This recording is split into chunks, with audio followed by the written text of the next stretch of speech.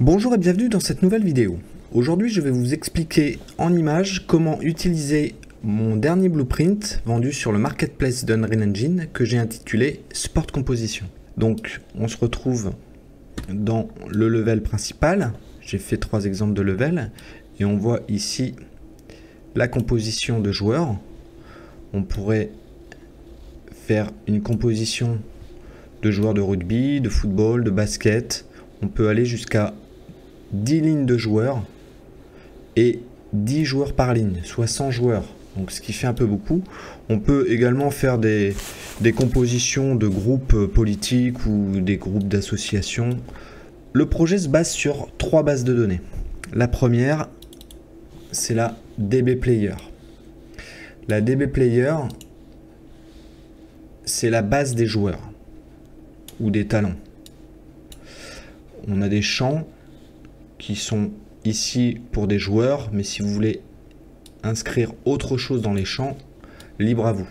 On peut entrer le numéro du joueur, son nom, son prénom, sa position sur le terrain, sa nationalité, sa taille, son poids, sa date de naissance, son club, le nombre de sélections dans son club, s'il est captain, son équipe nationale, son nombre de sélections dans son équipe nationale et s'il est captain dans son équipe nationale. Pour finir, on a une image du joueur, image que j'ai placée dans les textures Picture Player. Les images sont à entrer à la résolution que vous souhaitez, mais au ratio 1, c'est-à-dire une image carrée. Et vous pouvez bien sûr embarquer une couche alpha. Donc ce qu'il est important de savoir concernant la base de données joueur, c'est qu'il faut rentrer le raw name, c'est-à-dire l'identifiant du joueur. Ça c'est très important. L'identifiant, il est sous forme de chiffres, mais vous pouvez également entrer du texte. Sachant que vous pouvez avoir des centaines, voire des milliers de joueurs, ce que j'ai fait, c'est que j'ai préparé un Excel qu'on voit ici. Je vais mettre le lien sur la page d'Unreal Engine. Donc si vous souhaitez utiliser l'Excel, vous pouvez ici entrer le raw name. Voilà, la colonne est sans nom, c'est bien le raw name. Vous pouvez dans l'Excel modifier, supprimer plusieurs lignes en même temps, venir importer des bases de données. Ce qu'il faut savoir, c'est que pour l'image, il y a un préfixe à entrer, Team Composition Texture, et ensuite le nom de l'image mais sans son extension. Pour finir, vous allez enregistrer une copie de votre Excel au format délimité par des virgules .csv. Alors j'ai le cas avec ma version d'Excel, même en enregistrant en délimité par des virgules, il me met des points-virgules. Dans ces cas-là, vous ouvrez Notepad et vous faites un rechercher-remplacer. Vous remplacez tous les points-virgules par des virgules. Une fois que vous êtes revenu dans la base de données, vous pouvez réimporter la base. Donc ça, c'est pour notre première base de données. Ensuite, on a une seconde base de données que j'ai nommée ici Compo A, mais que j'ai également dupliquée 3 fois. Ça, ce sont les compositions. Le raw name ici n'est pas important. Ce qui est important, j'ai oublié de préciser que dans la database, si vous voulez changer le raw name, il faut cliquer 2 fois sur la colonne raw name. Vous ne pouvez pas la renommer d'ici. Vous pouvez seulement aller chercher un raw name ici. Dans la database qui concerne la composition, ça peut faire peur un petit peu comme ça au départ, mais c'est très simple. Vous entrez le code du player, c'est-à-dire le raw name que vous trouvez, que vous avez entré sur la database player, et ensuite vous notez la ligne où se trouve le joueur et sa position sur la ligne, sans sauter de chiffre et en commençant par un 1. Le maximum ici est 10. Donc on peut avoir, je le répète, 10 lignes et 10 personnes par ligne. Donc on voit que Grégory de Nice, qui est sur la première ligne à la première position, il a le code player 1. On a bien ici le rename 1, Denis, Grégory, avec le numéro 8. Donc vous pouvez entrer, comme ici, 15 joueurs. On a bien nos 15 joueurs. On a par exemple sur la dernière ligne, sur la 5e, 1, 2, 3, 4 et 5. On a 2 joueurs. Sur la 4e ligne, on a 5 joueurs. 1, 2, 3, 4, 5. Surtout ne sautez pas de chiffres, les joueurs ne s'afficheraient pas. Comme pour une composition, on demande parfois à excentrer un joueur ou alors le décaler vers l'avant ou l'arrière, vous avez la possibilité d'aller décaler un joueur. Par exemple, si je veux décaler celui-ci sur la 2e ligne, le 3e, vous pouvez faire un offset en largeur, en profondeur, en hauteur, en taille et également ajouter une rotation. Pourquoi en pourcentage et en pourcentage de quoi? C'est le pourcentage de l'espacement entre deux éléments. Si on veut qu'il soit vraiment au milieu ici, on va rentrer 50. Donc ici, si je rentre par exemple 20, que j'enregistre, là je vais devoir rafraîchir. Donc pour rafraîchir, tout simplement, ce que je vais faire, c'est que je vais activer, désactiver la première case, ou alors ce que je vais faire, c'est que je vais bouger dans le level. Voilà, alors les noms sont un petit peu longs, je vais aller sur Player et je vais afficher le player en name only, c'est-à-dire que je n'aurai pas son prénom. Donc vous avez compris que ici, si je lui dis que je veux l'avancer, je vais l'avancer également de 20%. Hop, on vient de l'avancer. Même chose, la taille, le pourcentage de la taille, c'est la taille du mesh du cadre. Donc si vous tapez 100%, vous serez 2 fois plus grand. Pardon, je parle du scale. La hauteur, c'est également la hauteur, c'est-à-dire la hauteur du mesh. Si vous tapez 100%, vous serez juste à la limite. Les meshs seront les uns sur les autres. Et la rotation, si vous voulez ajouter une rotation en le vissant ou en le dévissant.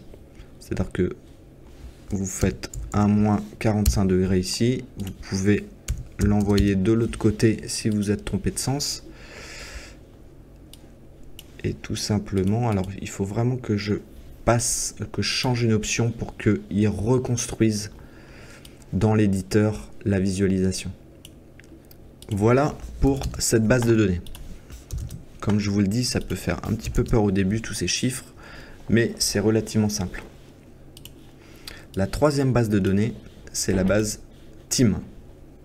C'est la base de données des équipes. Donc je le répète, vous pouvez rentrer des équipes, mais vous pouvez utiliser les champs pour entrer les datas que vous voulez. Ensuite, libre à vous d'aller renommer les champs.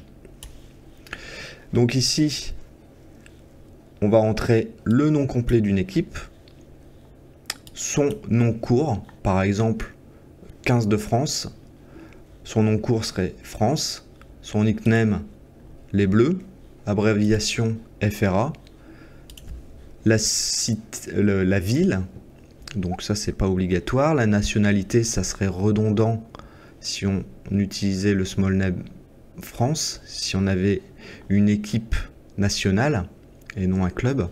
Je vais revenir sur cette option après. La date de fondation de l'équipe, son stade, la date de passage en professionnel, une image, donc les images toujours sont dans texture. Ici logo team, j'ai mis mes deux logos, un logo au format carré, un logo au format horizontal. Ici, vous pouvez rentrer le ratio que vous souhaitez, avec la résolution que vous souhaitez. Le blueprint va redimensionner pour respecter le ratio. Donc je reviens sur cette option. Ici, club ou national team. C'est-à-dire, est-ce que cette équipe est un club ou est-ce que c'est une équipe nationale? En fonction de ce que vous allez choisir ici, vous vous souvenez qu'on a rempli le club, ou plutôt le club sélection et le club captain. si on veut afficher le nombre de sélections, il va se baser sur cette case pour choisir entre le club sélection ou le national sélection. Pour finir, on va venir placer notre database ici pour dire pour ce club, voilà la composition. On pourrait également venir le sélectionner directement ici. Ici, le row name également est important. Donc le row name, on clique 2 fois et on vient changer le row name. Pas uniquement un chiffre, également un texte. L'idée, ça serait de venir ici faire un duplicate et vous pourriez faire une équipe A, une équipe B, une équipe C de votre équipe en venant changer, à chaque fois la composition. C'est-à-dire en la dupliquant et en changeant un joueur ou en décalant un joueur ou en grossissant un joueur, peu importe. Une fois que vous avez terminé avec les compositions, on va regarder ici notre blueprint. Donc notre blueprint, on va le trouver dans BP. On va tout simplement aller le poser dans le level. Je vais le recentrer. La première option que l'on trouve, c'est le fait. Alors, les catégories de variables sont classées par ordre alphabétique. Oui, tout à fait. Donc, animation, on reviendra plus tard. Dans les catégories, on a animation, défaut, player et team. Donc, je vais commencer avec défaut. Ici, vous allez sélectionner le row name du team. C'est-à-dire que si vous voulez la team 2, dans data, la team 2 ici, c'est mon DB player B. On voit que mon DB player B, j'ai 9 joueurs. On compte bien 9 joueurs ici.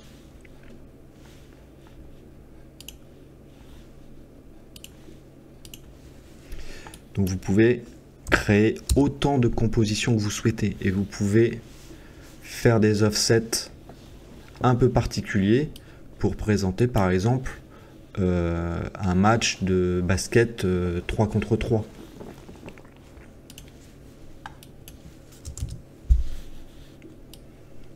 Ensuite, une fois qu'on a placé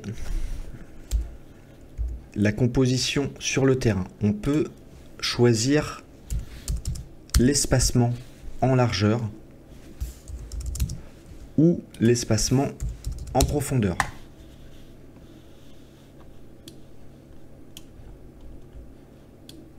Après, libre à vous de venir décaler votre composition, faire une rotation ou venir faire un scale si vous le souhaitez.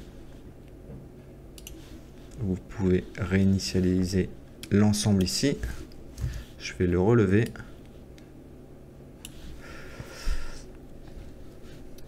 Donc dans les options, on a ce que j'ai appelé ici le team info. Il est composé de 3 éléments. Le titre, le sous-titre et une image. On trouve les options ici du team info dans la catégorie team info. Je vais passer les 2 premières puisqu'elles concernent l'animation. Et on va voir les suivantes.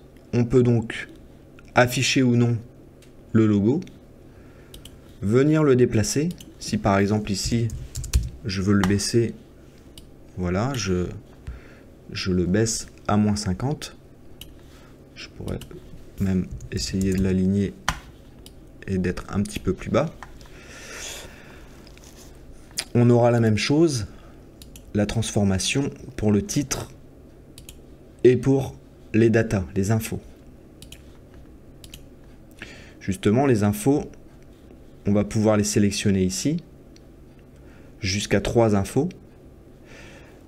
Ne sautez pas de champ, c'est-à-dire ne laissez pas la première colonne vide, sinon ça ne s'affichera pas.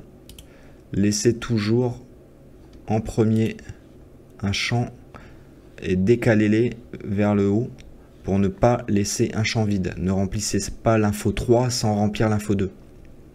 Si dans les infos, par exemple, vous choisissez la date de fondation. Vous pourrez convertir la date en année. Même chose pour l'année de passage chez les professionnels. En ce qui concerne le titre, vous pouvez choisir d'afficher ou non le titre et de l'afficher soit comme ici en version courte, soit en version longue.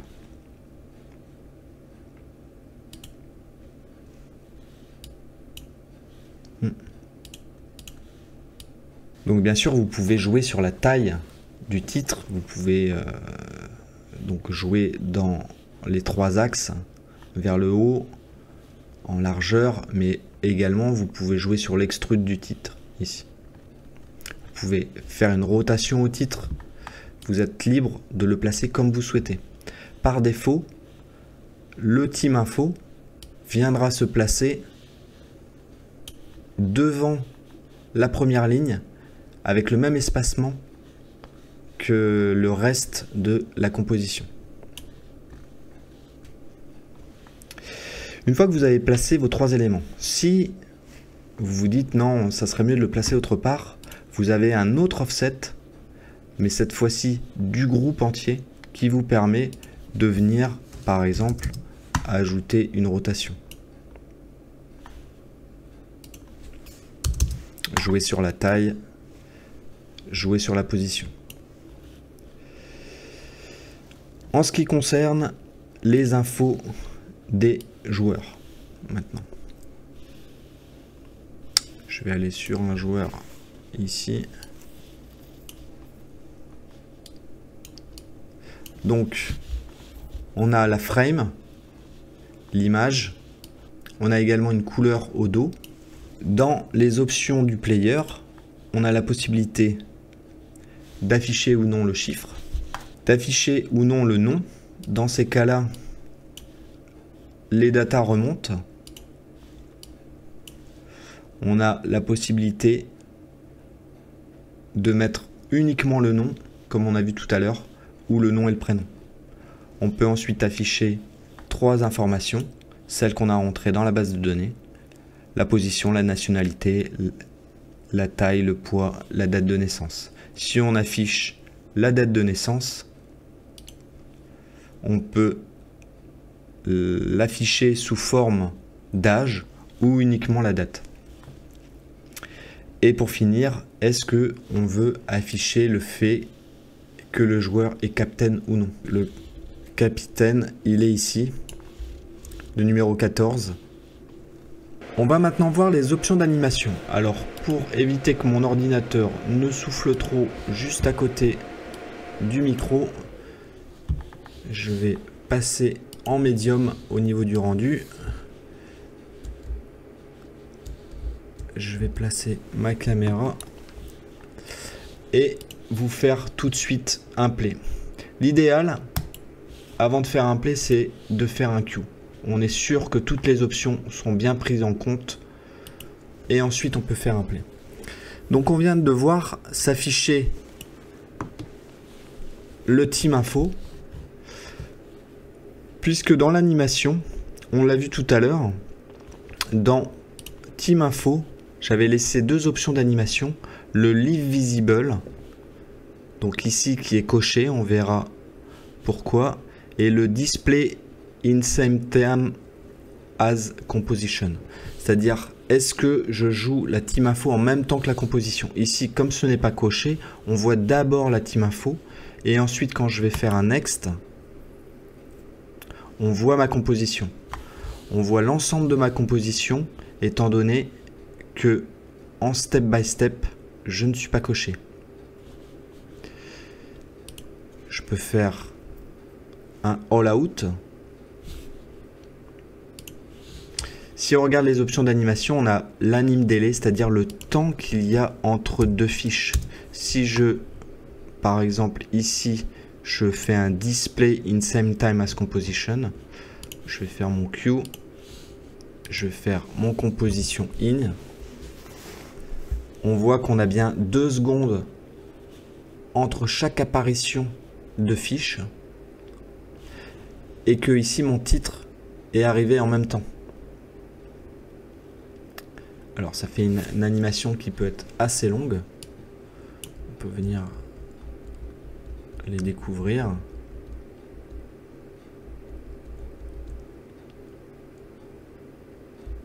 Voilà. On pourrait choisir également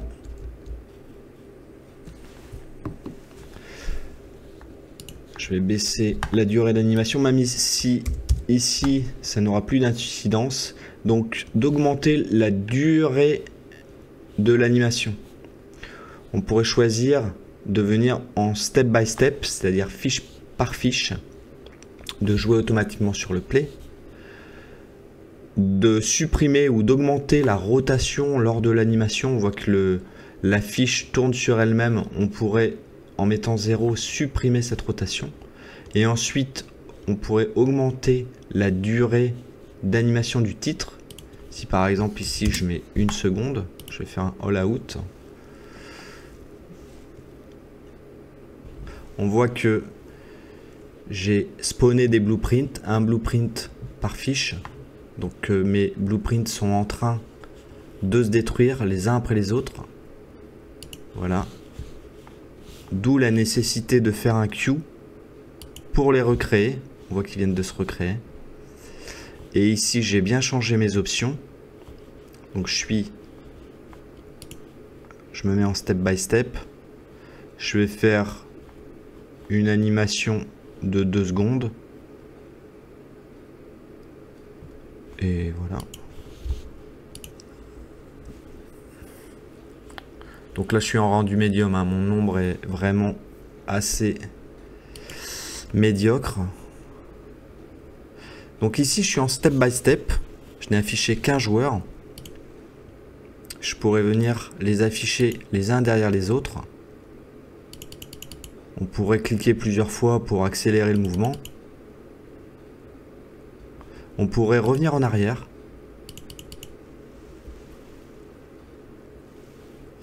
Et à tout moment, on peut décider de tout fermer. Dernière chose, ici donc dans le team info, on pourrait choisir de ne pas le laisser visible. C'est-à-dire que à partir de là, on va l'afficher au début. Et il va disparaître avant de laisser place à la composition. Donc on a pas mal d'options d'animation qui permettent en fait de décider si on veut mettre un titre, si on veut pas le mettre, si on veut le mettre avant, si on veut le laisser pendant. Sachant que si vous voulez masquer la team info, vous devrez donc masquer le logo, masquer le title et venir passer les infos sur No Information. Quelques petites choses maintenant. Vous pouvez placer plusieurs compositions dans un level, mais vous ne pourrez en jouer qu'une en même temps. Ensuite, si vous souhaitez changer la couleur des éléments, vous pouvez aller dans Material. Tous les matériaux sont en instance, c'est-à-dire que si vous voulez changer la couleur du titre du team info, vous allez voir le texte 3D team info, donc soit uniquement la couleur de l'extrude, soit ici le team info. Donc comme c'est une instance de matériaux, libre à vous de venir ici changer la couleur comme vous le souhaitez. Vous pouvez également avoir accès à l'émissive, au métallique, au roughness, au spécular. Donc dans le projet, j'ai placé une composition de rugby. J'ai placé un exemple avec du basket, hein, on le voyait tout à l'heure. Ah oui, on voit ici que avec le 3D texte, parfois les ombres ont du mal à bien réagir. Mais quand on est en play, c'est bon. Sur le mode éditeur, c'est toujours un peu difficile. Là, on voit que en mode éditeur, on ne voit pas le texte qui est ici. On ne voit toujours pas mes cartouches. J'ai placé une troisième composition. Non, ça c'est ma rugby. J'ai mis du baseball, voilà. Où je suis venu excentrer totalement mon titre, placer uniquement le mot baseball ici. Et on voit qu'on peut venir placer des joueurs sur le terrain comme on souhaite. Voilà. Merci de l'intérêt que vous avez porté à ce blueprint. N'hésitez pas à me poser des questions sur ma chaîne YouTube ou sur LinkedIn. Vous pouvez également me contacter si vous souhaitez des fonctions particulières au blueprint ou si vous souhaitez par exemple que j'adapte votre charte graphique à ce blueprint. Merci encore et à bientôt.